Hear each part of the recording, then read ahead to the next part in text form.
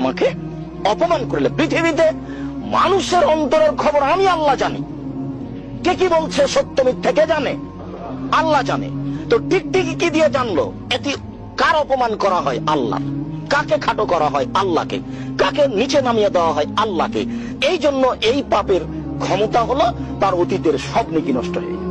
দুনিয়াতে দুইটা পাপ আছে, মানুষের ধারণায় সেটা হলো নেকির কাজ, কিন্তু কাজ দুইটি, পাপের কাজ। তার একটা পাপের নাম শিরক আর একটা পাপের নাম বিদআত। গাড়িটা টেকনাফ থেকে ছুটেছে, যাবে চট্টগ্রাম।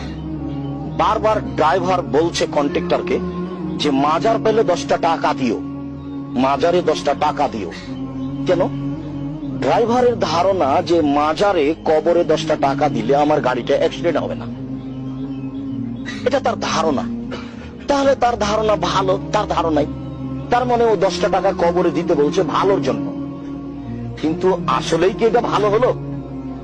এটা শিরক হলো। পাপের জগতে সবচেয়ে বড় পাপ, মানে পাপের জগতে এর চেয়ে কোনো বড় পাপ নেই। অথচ ড্রাইভার মনে করলো এটা ভালো কাজ।